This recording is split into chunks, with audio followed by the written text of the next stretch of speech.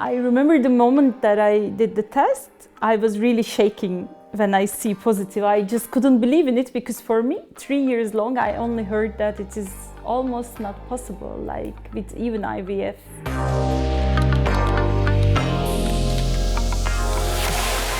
Pregnancy. Everyone knows what pregnancy is, but a more biological definition is the period when an egg gets fertilized by a sperm to form a new cell. So this new cell eventually develops to a new human being, which is born, the baby. And yeah, the pregnant woman experiences a huge and sudden shift in their hormones in their body, and that actually brings a lot of symptoms, not just changing their moods, but this huge shift in hormonal balance has a substantial effect on different body processes like immune system, also like sensory inputs, like some pregnant women report that they lost the sense of like smelling, or the taste of some foods changes. So that is something that it's very interesting during pregnancy. Wenn man sich jetzt fragt, was die Schwangerschaft für den Körper bedeutet, dann kann man sich überlegen, dass es erstmal gut ist, wenn man schwanger wird. Das ist ja auch ein Zeichen, dass der Körper funktioniert, und das ist ein schönes Zeichen. Aber früher hat man oft gesagt, pro Schwangerschaft lässt die Frau einen Zahn. Das ist schon so, dass dieses heranwachsende Kind sehr viel Energie, Vitamine und alles von dieser Frau abzieht, ne? Beziehungsweise diese Frau, die schwanger ist, braucht mehr Nährstoffe, zum Beispiel mehr Vitamine auch, damit sie selber nicht in ein Defizit kommt. Und deswegen ist es schon so, dass eine Schwangerschaft eine große Herausforderung für den Körper ist. Es ist auch 50% genetisch fremdes Material von einer anderen Person, ne? Also von dem Sperma entwickelt sich ja dann genetisch ein zur Hälfte anderer Mensch. Das ist schon alles eine große Herausforderung, sodass man jetzt nicht so pauschal sagen kann, eine Schwangerschaft ist jetzt erstmal was der Gesundheit so extrem förderlich ist. Es kann sein, dass manche Sachen sich verbessern, zum Beispiel wenn man starke Regelschmerzen hat, kann es hinterher besser sein, muss nicht, aber kann hinterher besser sein. Oder man hat natürlich auch durch die Körpererfahrung ein besseres Bewusstsein vielleicht für den Körper insgesamt. Aber eine Schwangerschaft ist immer noch eine große Herausforderung, immunologisch, ernährungstechnisch, psychologisch, physiologisch insgesamt für die Person. Das Mikrobiom, das sind ja lauter kleine gute Bakterien, Soldatinnen nenne ich die immer, in der Vagina und in der Vulva, die unseren Gebärmutter und Ovarien und alles so schützen. Ja? Also so wie ein Kissen an guten Bakterien.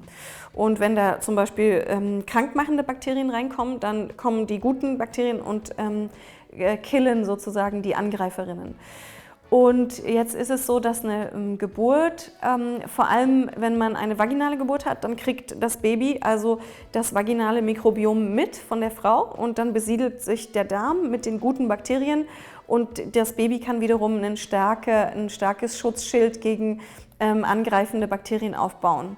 Jetzt würde man daraus ableiten, dass zum Beispiel beim Kaiserschnitt das ein Problem ist. Aber dadurch, dass die Babys nach einer Geburt, egal wie sie jetzt war, Kaiserschnitt oder eine vaginale Geburt, zu den Eltern kommen, ganz nah an den Körper, meistens zu der Mutter, zu dem Vater, wird das Mikrobiom von den Eltern auf das Kind übertragen und ausgetauscht, ja? Durch Kontakt, Küssen, Anfassen und so weiter. Sodass diese Kaiserschnittkinder wahrscheinlich keinen Nachteil haben. Da ist die Forschung noch nicht weit genug fortgeschritten dazu, aber es gibt Studien dazu, die sagen, dass das keinen großen Einfluss hat auf das Mikrobiom. Also es hat Einfluss auf das Mikrobiom, aber keinen großen schädlichen Einfluss auf das Mikrobiom. My pregnancy story became really a story actually. After being diagnosed with stage 4, which means advanced endometriosis, and also adenomyosis, kind of a sister disease of endometriosis, which is influencing your uterus, and it's not only that you have a healthy embryo, but that healthy embryo has to have a good environment to grow. And I understand that this environment was also not very healthy, and there was a high risk of miscarriage because of the unwanted or undesired uterus contractions. Then most of the doctors and professors that I have seen, because I visited several doctors, gave me very little chance of getting pregnant, even with in vitro. And when I was diagnosed, by then I was not really planning or actively trying to have a baby. But of course you think like you are 37 years old, you know, you are approaching the 40s, there's this biological age for the woman, should it never happen? You say, okay, no baby is fine, or should you try? And then I had 2 big operations.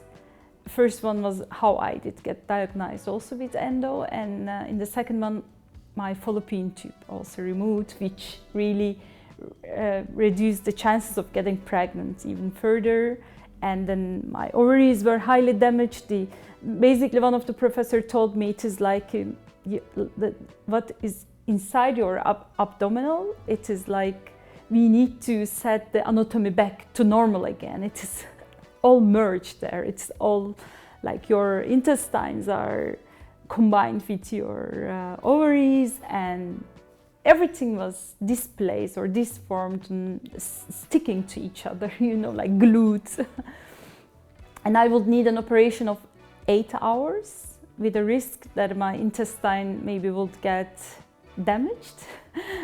So there were like some risks involved to be able to remove all endo and then make it look normal anatomical woman parts, let's say.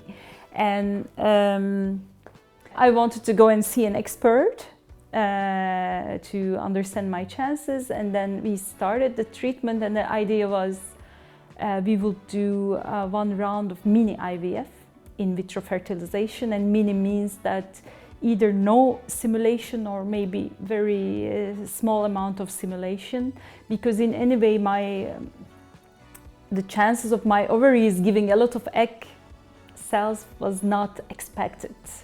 They were thinking maybe 1 or 2, that's why we don't need to give you a lot of hormones to stimulate that 10 or 15 egg cells are growing, because you don't have a lot left anymore, because endometriose is damaged most of my ovaries. But it turned out to be surprisingly very good. I gave 5 eggs, which were healthy, and at the end, like all the process of in vitro fertilization went very smooth. And then I got pregnant at the end at first trial. So it was a very big surprise for us. Yes, I was not expecting, but I thought, let's try it one time. If it is meant to be, it's gonna work. This was, yeah.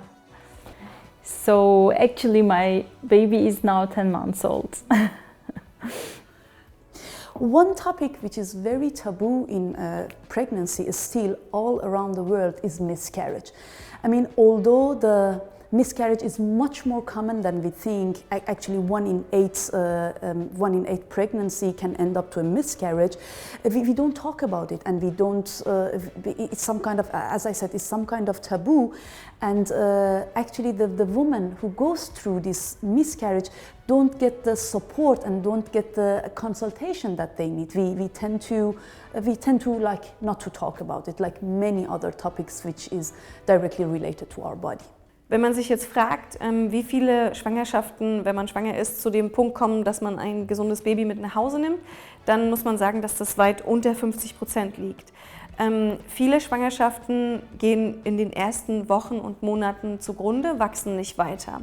Das nennt man dann so im Volksmund Fehlgeburt oder Abort. Also manche sagen auch kleine Geburt dazu, weil häufig ist es so, dass man dann trotzdem diese Schwangerschaft und in den verschiedenen Stadien, also die Embryos, dann zum Beispiel abblutet, oder wenn sie schon größer sind und nicht lebensfähig, dann ist es eben wie eine kleine Geburt. Wenn man eine Fehlgeburt oder ein Abort oder eine kleine Geburt hat, dann ist es natürlich eine hormonelle Veränderung und auch eine psychologische Veränderung. Man ist vielleicht traurig, dass das nicht geklappt hat, und dann ja, muss man diese Phase erstmal durchstehen. So my pregnancy with endometriosis went, I think, quite well when I consider how scared I was. You know, like you have been suffering for many years, and there is the period that you get operations, and you know it was difficult to get pregnant. Although my gynecologist told me that now you are pregnant, endometriosis will not do something to it, you are afraid, especially because of this adenomyosis part, but everything went quite well. I had only time to time intense, I wouldn't call it contraction, but like you know, you feel pain on your abdomen. I had this, but not comparable to menstrual pains you would have.